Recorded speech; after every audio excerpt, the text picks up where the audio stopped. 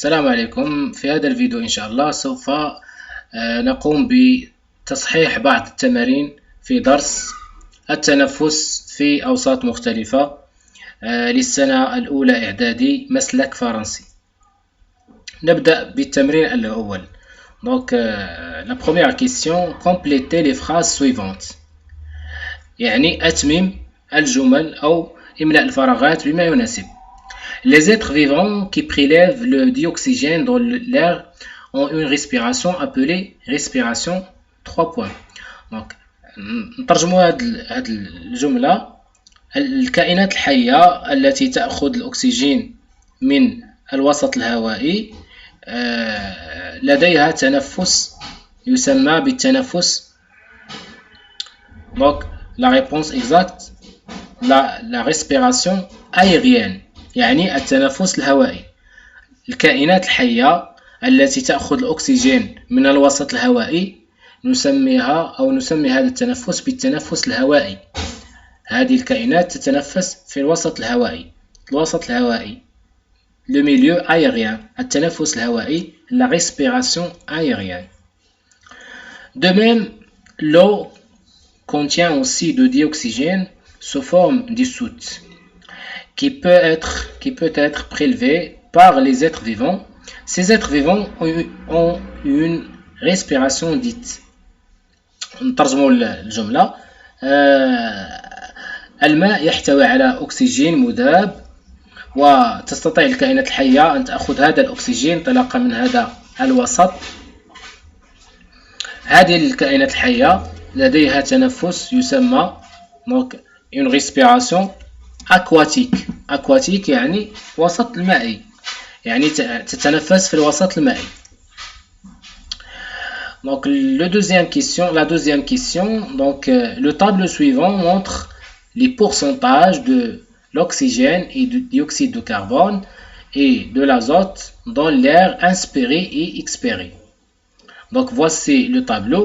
Donc la première colonne, dans la première colonne il y a les gaz, le dioxygène, le CO2 et l'azote.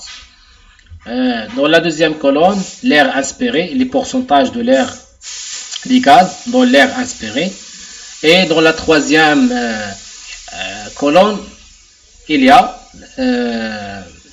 les pourcentages des gaz dans l'air expiré.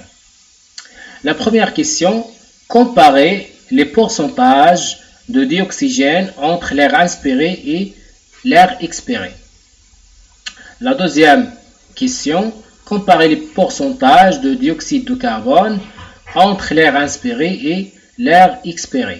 La troisième question, comparer les pourcentages d'azote entre l'air inspiré et l'air expiré. La dernière question, la question 4, comment expliquer cette différence en dioxyde de carbone entre l'air inspiré et l'air expiré. Donc سنشرح باللغة العربية. السؤال 2، الجدول التالي يوضح النسب المئوية للأكسجين وثاني أكسيد الكربون والأزوت في الهواء المستنشق وفي هواء الزفير. هذا الجدول يحتوي على 3 خانات. الخانة الأولى تمثل الغازات، الأكسجين، ثاني أكسيد الكربون والأزوت. الخانة الثانية توضح النسب المئوية للأكسجين والكربون والأزوت في الهواء المستنشق. والخانة الثالثة توضح النسب المئوية للأكسجين وثاني أكسيد الكربون والأزوت في الهواء الذي تم طرحه من طرف كائن حي. السؤال الأول، قارن يعني قارن النسب المئوية للأكسجين بين الهواء المستنشق والهواء المطروح. إذن كما تلاحظون في هذه الوثيقة أو في هذا الجدول، الأكسجين نسبته في هواء الشهيق هي 21، نسبته في هواء الزفير هي 16. إذا انطلاقا من هذه الملاحظة، انطلاقا من الجدول، نلاحظ بأن النسبة المئوية للأكسجين في هواء الشهيق أكبر بالمقارنة مع النسبة المئوية للأكسجين في هواء الزفير. السؤال الثاني، سوف نقارن النسبة المئوية لثاني أكسيد الكربون بين الهواء المستنشق وبين الهواء المطروح أو هواء الزفير. كما تلاحظون في الجدول، النسبة المئوية لثاني أكسيد الكربون في هواء الشهيق هي 0.03، في هواء الزفير 4.5%. نستنتج إذن أن النسبة المئوية لثاني أكسيد الكربون في هواء الشهيق أصغر بالمقارنة مع النسبة المئوية لثاني أكسيد الكربون في هواء الزفير. فيما يخص السؤال الثالث، سنقارن الأزوت، غاز الأزوت، بين هواء الشهيق وهواء الزفير. كما تلاحظون النسبة ثابتة، إذا نقول بأن النسبة المئوية للأزوت في هواء الشهيق وهواء الزفير متساوية. Comment expliquer، كيف تفسر الفرق بين ثاني أكسيد الكربون في هواء المستنشق أو هواء الشهيق والهواء الزفير؟ كما تلاحظون النسبة المئوية لثاني أكسيد الكربون في هواء الزفير أكبر بالمقارنة مع نسبة CO2 في هواء الشهيق. ارتفاع نسبة ثاني أكسيد الكربون في هواء الزفير ناتج عن أو يدل على أن الكائن الحي طرح ثاني أكسيد الكربون مع هواء الزفير. إذن سوف نقرأ الأجوبة باللغة الفرنسية. Donc, la première question, donc, comparer le pourcentage de dioxyde de carbone entre l'air inspiré et l'air expiré. Donc, d'après le tableau، ديما كنديروا هاد d'après le tableau، علاش؟ حيت المعلومة جبناها من tableau. Donc, d'après le tableau, le pourcentage de dioxyde de carbone, de l'oxygène est plus important dans l'air inspiré que dans l'air expiré.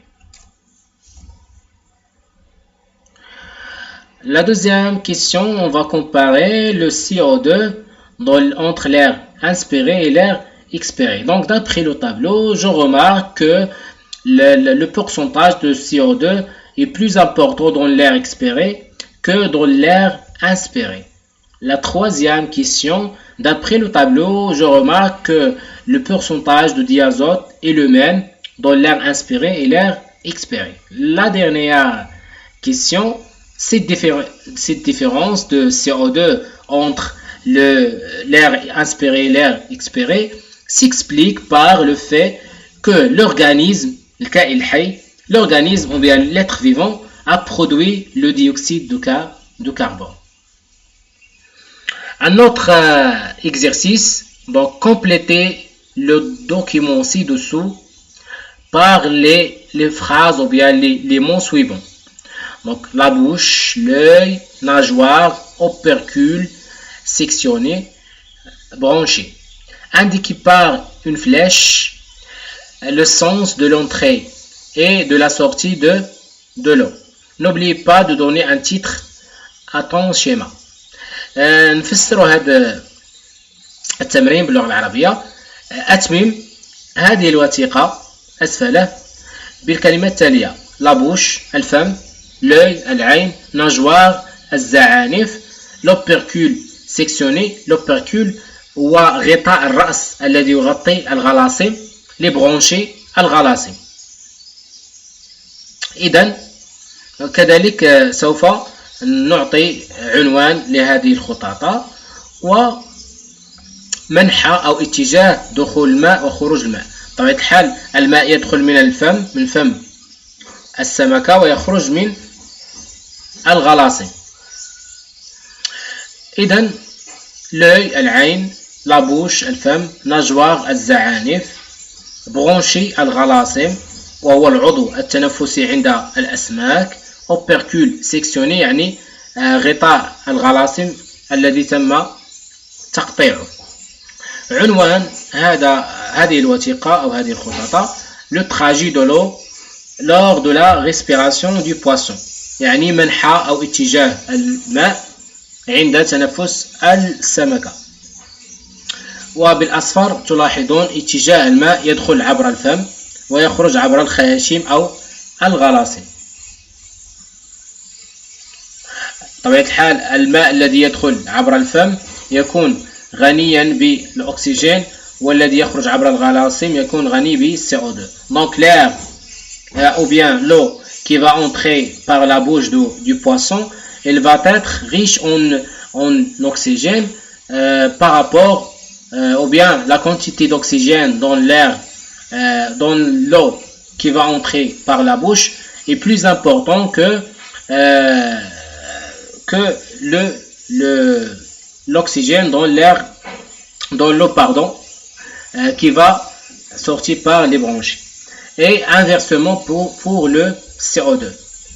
يعني النسبة المئوية للأكسجين الموجود في الماء الذي سيدخل عبر الفم أكبر من الأكسجين الذي سيخرج عبر الغلاصم، والعكس صحيح بالنسبة لثاني أكسيد الكربون. ما هو دور غطاء الغلاصم؟ Le rôle de l'opercule c'est protéger l'organe respiratoire. دور الغطاء الذي يغطي هذه الغلاصم هو حماية هذه الغلاصم التي تعتبر العضو الذي تتنفس به الأسماك. نمر الآن إلى آخر تمرين. Donc pour mettre en évidence une respiration chez les végétaux, on place des grains de blé germés dans un bocal fermé en présence d'eau chaude. Un oxymètre permet de mesurer la teneur en oxygène en pourcentage dans l'air du bocal. Le document 4 représente la teneur en dioxygène. Les résultats observés 2 heures après dans le document 5. La première question, comparer les teneurs en dioxygène au début et à la fin de l'expérience et expliquer la différence constatée. Comparer l'aspect de l'eau de chaud au début et à la fin de l'expérience et expliquer la différence constatée. نشرح باللغة العربية للكشف عن التنفس عند النباتات. نضع حبات قمح في طور النمو في قنينة بوكال، في قنينة مسدودة أو مغلقة، ونضع في هذه القنينة ماء الجير لو دو شو. الأكسيمتر هو الجهاز الذي تقاس به نسبة الأكسجين. دونك نسبة الأكسجين كما تلاحظون في بداية التجربة لو ديبي دو ليكسبيريونس، بداية التجربة تلاحظوا الأكسجين 21%، وفي نهاية التجربة بعد ساعتين أصبح 19%. دونك premièrement on va comparer، غادي نقارنوا النسب المئوية ديال الأكسجين في بداية ونهاية التجربة. كما تلاحظون في بداية التجربة كان 21%، في نهاية التجربة أصبحت 19%. دونك في بداية التجربة أكبر من نهاية التجربة. دونك d'après le document je remarque que la teneur en oxygène dans le début de l'expérience est supérieure aux teneurs de l'oxygène à la fin de l'expérience. يعني ألاحظ من خلال الوثيقة أن النسبة المئوية للأكسجين في بداية التجربة أكبر بالمقارنة مع نسبة الأكسجين في نهاية التجربة. Comparer l'aspect de l'eau de chaud au début et à la fin de l'expérience. Donc, d'après le document, je remarque qu'au début de l'expérience, l'eau de chaud est transparente. Par contre, à la fin de l'expérience, je remarque que l'eau de chaud devient troublée. نترجموا هذه الكلمة، يعني في بداية التجربة نلاحظ أن ماء الجير شفاف، في نهاية التجربة أصبح ماء الجير متعكر. On sait que l'eau de chaud se trouble en présence de CO2. نعلم بأن ماء الجير يصبح متعكرا في وجود ثاني أكسيد الكربون. Donc on déduit que les grains de blé ils ont rejeté le CO2. نستنتج بأن حبات القمح طرحت ثاني أكسيد الكربون في الوسط. Donc merci pour votre attention et إلى لقاء آخر إن شاء الله.